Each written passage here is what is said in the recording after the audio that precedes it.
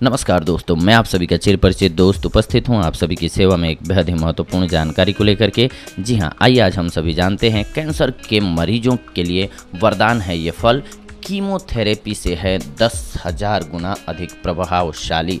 आइए जानते हैं इसके बारे में। जी हाँ, ग्रावियोला, जिसे हिंदी में रामफल कहते हैं, ज़्यादातर अफ्रीका, दक्षिण अमेरिका और दक्षिण पूर्व एशिया के बरसाती जंगलों में पाया जाता है। यह कुछ साल पहले जब इसके बारे में नए रिसर्च किए गए तो पता चला कि इसके रस में ऐसे तत्व होते हैं जो कैंसर का इलाज करने में काम आ सकता है। यह तत्व यकृत और स्तन कैंसर के कीटाणुओं को मारने की क्षमता रखता है। यह शरीफे की तरह दिखने वाला फल भारत के कई इलाकों में भी मिलता है, जैसे हैदराबाद, जो तेलंगाना की राजधानी है। यहाँ की भाषा तेलुगु भी इसे रामफल ही कहा जाता है। इस लैंग्वेज में भी यह रामफल सचमुच में कैंसर को मारने की क्षमता रखता है। रामफल एक मध्यम श्रेणी का वृक्ष होता है। इसका तना अधिक मोटा नहीं होता है। यह पर्याप्त काष्ठीय एवं भूरे वर्ण का होता है। इसकी शाखाएं भी पतली एवं भूरे वर्ण की होती हैं।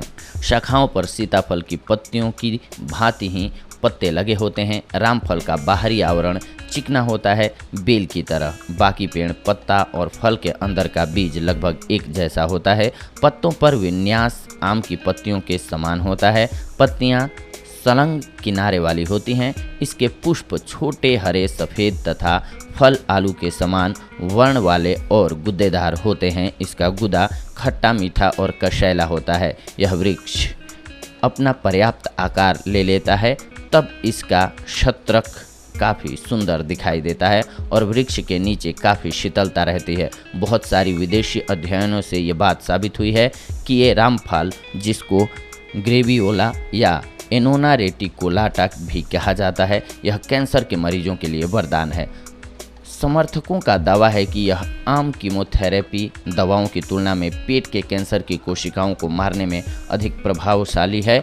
यह प्रोस्टेट, फेफड़े, स्तन, पेट और अग्नाशय के कैंसर को नष्ट तो करती ही है, मगर यह स्वस्थ कोशिकाओं को कोई नुकसान नहीं पहुंचाता।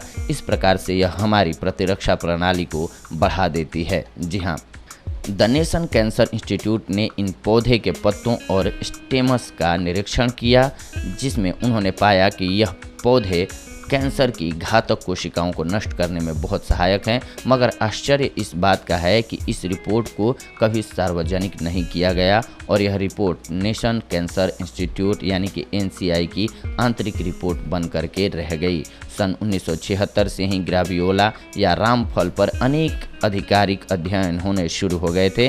ग्रावियोला पर अनेकों शोध हुए और उनमें यही पाया गया कि यह पेड़ अनेकों प्रकार के कैंसर की कोशिकाओं को खत्म करने में बहुत सहायक है। रामफल रक्त और वीर्य शोधन से कैंसर तक लाभकारी होता है। आइए जानते हैं इसके फायदों के बारे में। रामफल एक मध्यम श्रेणी का वृक्ष होता है। इसका तना अधिक मोटा नहीं होता है। यह पर्याप्त काष्ठीय एवं भूरे वर्ण का होता है। इसकी शाखाएं भी पतली एवं भूरे वर्ण की होती हैं। शाखाओं पर सीताफल की पत्तियों की भांति इस पे पत्ते लगे होते हैं। जैसा कि मैंने आप सभी को बताया, ये इसीलिए बेहद ही लाभकारी भी साबित होती हैं। ये आपके ब्लड को भी सही ढंग से प्रवाहित करने में मदद करती हैं। रक्त विकार से शरीर में अनेक प्रकार की समस्याएं उत्पन्न होने लगती हैं, इसीलिए ये रक्त शोधन में भी कार्य आती है। फोड़े, फुंसी इत्यादि की समस्या भी इसी कारण से हो सकती है। इससे मुक्ति पाने के लिए रक्त शोधन की आवश्यकता होती है, तो रक्त शोधन में ये फल बहुत ही कारगर है। नित्य रामफल का सेवन रक्त का उत्तम शोधन करता है। नित्य एक रामफल का सेवन करने वाला अपने आप को काफ़ी स्फूर्तिदायक अनुभव करता है। इसका मिश्री मिलाकर के शरबत भी बनाया जा सकता है।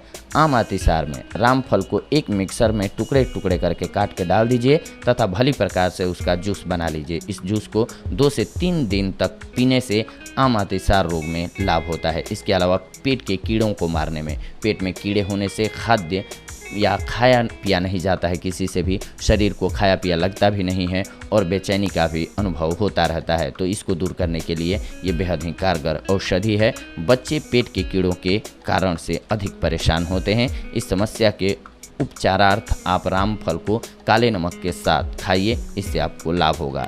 इसके लिए रामफल के छोटे छोटे टुकड़े कर लीजिए, उन पर काले नमक को बुरक दीजिए तथा रुचि के अनुसार खा लीजिए, जितना खाने की इच्छा हो। इससे पेट के कीड़े मरकर मल द्वार से बाहर निकल जाते हैं। पौष्टिकता और वीर्य वृद्धि के लिए भी ये बेहद ही लाभकारी है। रामफल खाकर ऊपर से मिश्री मिला हुआ एवं औटाया हुआ दूध पीना काफ़ी लाभकारी होता है। इस प्रयोग से जहाँ एक ओर पौष्टिकता में वृद्धि होती है, वहीं दूसरी ओर वीर्य भी पुष्ट होता है। इसके अलावा शुक्र स्तंभन हेतु, जी हाँ, रामफल की परिपक्व यानी कि पूर्ण रूप से पकी हुई छाल का चूर्ण लगभग 1 मासा मिश्री के साथ लेने से शुक्र स्तंभन दूर हो जाता है।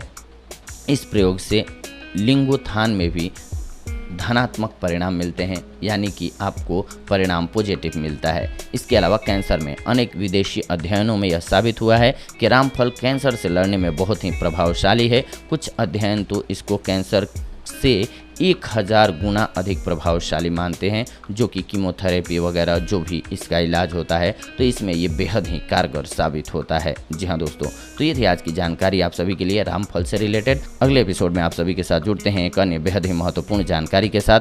तब तक के लिए धन्यवाद। नमस्कार दोस्तों।